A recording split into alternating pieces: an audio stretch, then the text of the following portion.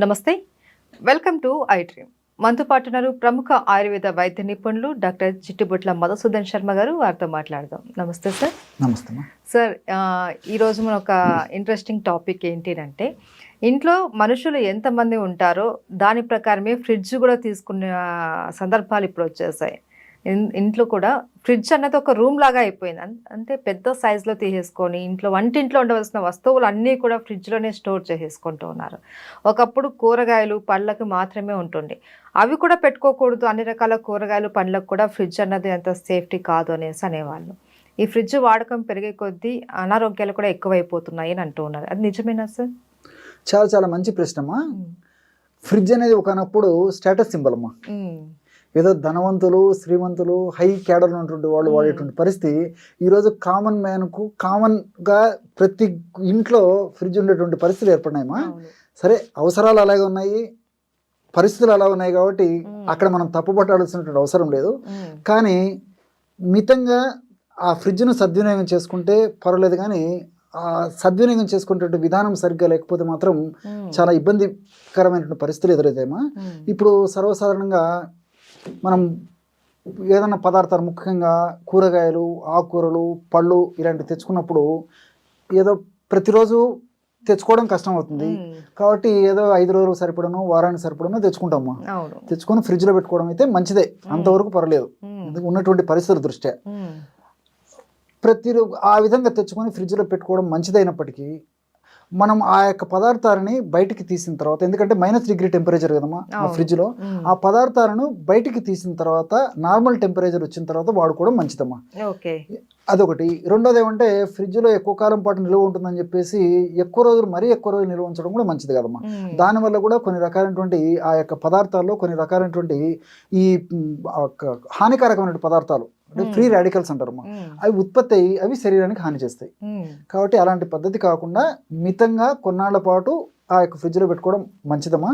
ముఖ్యంగా నిల్వ ఉండనటువంటివి, ఇప్పుడు ఫర్ ఎగ్జాంపుల్ ఆకుకూరలు, కూరగాయలు, పళ్ళు ఇలాంటివి నిల్వ ఉండవు కదమ్మా, ఇలాంటి పెట్టుకోవచ్చు. పళ్ళు అనేసరికి మీకు మరొక సందేహం వస్తుందమ్మా. ఎగ్జాక్ట్ అమ్మా, అరటి పళ్ళు పెట్టకూడదమ్మా. కాబట్టి ఇంచుమించు మిగతా పళ్ళని పెట్టుకోవచ్చు, కానీ అరటి పళ్ళు మాత్రం బయట పెట్టుకోవాలి.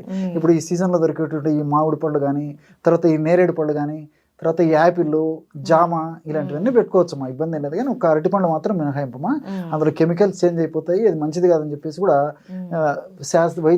వైద్యరీత్యా కూడా వైద్య ప్రపంచం తెలియజేస్తుందమ్మా. ఇక్కడ -3 టెంపరేచర్లో ఉన్నటువంటి యొక్క పద్ధతిలో ఎక్కువసేపు ఆ పదార్థాలు ఆ ఫ్రిడ్జ్లో నిల్వ ఉండడం వల్ల ఫ్రీ రాడికల్స్ ఉత్పత్తి అయ్యి అవి మనం తీసుకున్నప్పుడు హానికారక పదార్థాలుగా శరీరంలో తయారవుతాయమ్మా. అవి అనేక రకాలైన వ్యాధులను కలుగజేస్తాయి.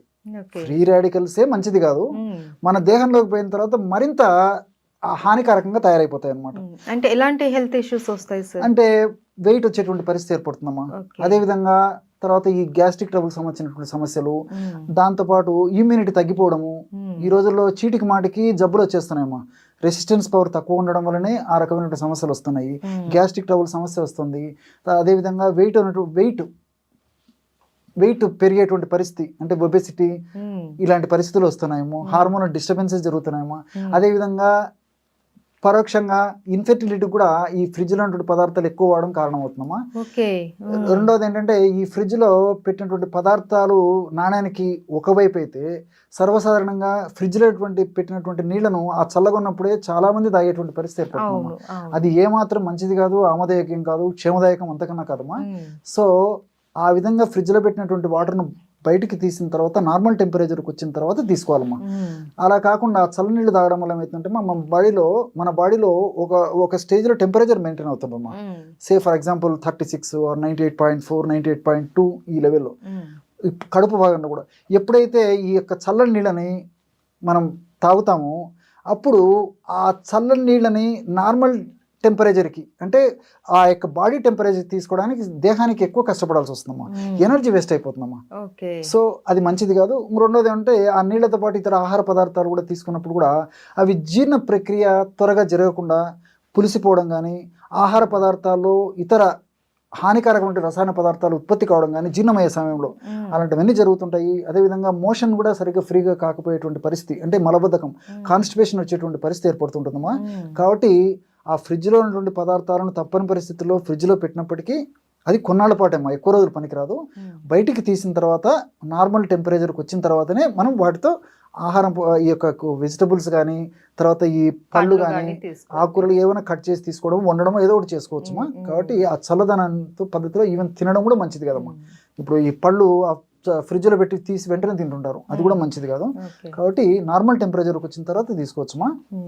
ఇప్పుడు నాకు ఈ విధంగా మీరు అడిగేసరికి నాకు మరొక ఇది కూడా గుర్తొస్తుందమ్మా. చాలా మంది ఫ్రిడ్జ్ లో పెట్టినటువంటి పెరుగు తీసుకుంటుంటారు, అవును, చల్లగా ఉంటుంది, చాలా హ్యాపీగా ఉంటుంది, కంఫర్టబుల్ గా ఉంటుంది అని చెప్పేసి. అది మంచిది కదమ్మా. ముఖ్యంగా ఈ రోజుల్లో ఏమవుతుందంటే వివిధ రకాలైనటువంటి కారణాల వల్ల దేహంలో ముఖ్యంగా జీర్ణ వ్యవస్థలో వచ్చేటువంటి వివిధ రకాలైనటువంటి ప్రాబ్లమ్స్ వల్లనే, రుగ్మత వల్లనే అనేక రకాలైన జబ్బులు వస్తున్నాయమ్మా. ఈ పెరుగులో ప్రోబయాటిక్స్ అనేవి ఉంటాయమ్మా. ఈ ప్రోబయాటిక్స్ ఉన్నటువంటి పెరుగును పద్ధతి ప్రకారం వాడినప్పుడే ఆ ప్రోబయాటిక్స్ ప్రభావం చేత మన ప్రేవుల్లో మంచి బ్యాక్టీరియా ఉత్పత్తి అవుతుందమ్మా. ఈ మంచి బ్యాక్టీరియా ఎప్పుడైతే ఉత్పత్తి అవుతుందో అప్పుడు వ్యాధి నిరోధక శక్తి పెరిగిపోతుంది. అదేవిధంగా మనకు హ్యాపీ హార్మోన్స్ అంటే డోపమిన్, గాబా ఇలాంటి అనేక రకాలైనటువంటి హ్యాపీ హార్మోన్స్ మన బాడీలో ఉత్పత్తి అవుతుంటాయమ్మా. ఆ హ్యాపీ హార్మోన్స్ ఉత్పత్తి అయ్యేందుకు కూడా ఉపయోగపడుతుందమ్మా.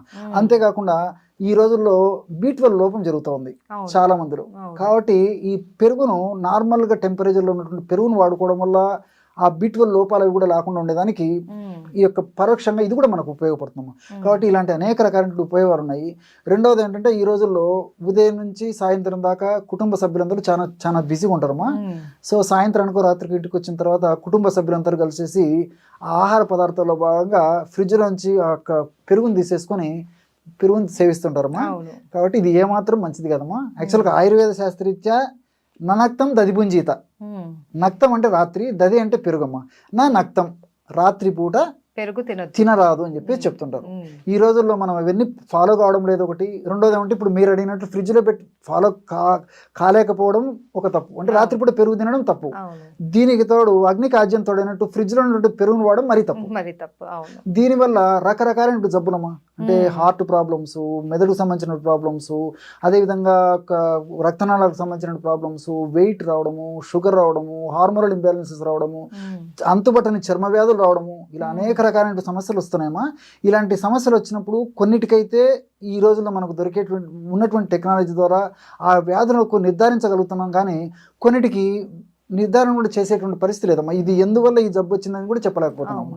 కారణాలన్నీ ఇలాంటివి అనమాట. కాబట్టి వీటిని మనం సరిదిద్దుకోగలిగితే అలాంటి సమస్యలు రాకుండా ఉంటాయి. సర్వ రోగాలకు కేంద్రం ఫ్రిడ్జ్ అంటారు. Exactly.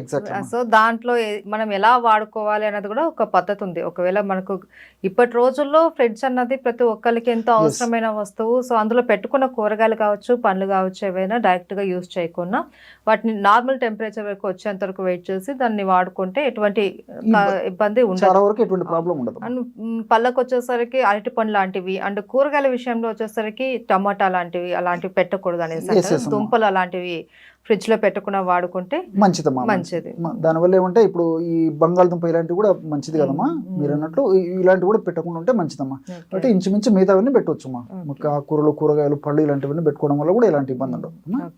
Thank you so much sir. Sir, one life lesson what medicine has taught you. Whatever you can do without expecting. But I really believe మన పాజిటివ్ యాటిట్యూడ్ ఉంటేనే మనం ఏదైనా సాధించగలం. గట్ని మనం కరెక్ట్ గా డీల్ చేసినట్లయితే అది మనకి పాజిటివ్ హార్మోన్స్ ని రిలీజ్ చేస్తుంది. షుగర్ వచ్చిన వాళ్ళ పరిస్థితి ఏంటి? పొట్ట దగ్గర పెరిగితే దాన్ని ఆండ్రాయిడ్ అంటారు. ఆండ్రాయిడ్ ఫోన్ కదా. అసలు థాట్స్ ఎందుకు వస్తాయి? బ్రెయిన్ డెడ్ అంటే దానికి ప్రపంచం అంతా కూడా కొన్ని నిర్దిష్టమైనటువంటి లక్షణాలు. మానసికంగా ధైర్యంగా ఉంటే క్యాన్సర్ జయించవచ్చు. You are a doctor for a cause sir, అంతే. వాళ్ళకి వచ్చిన ఆదాయం కాకుండా ఫ్రీ సర్వీస్ ఎంతమందికో చేస్తారు.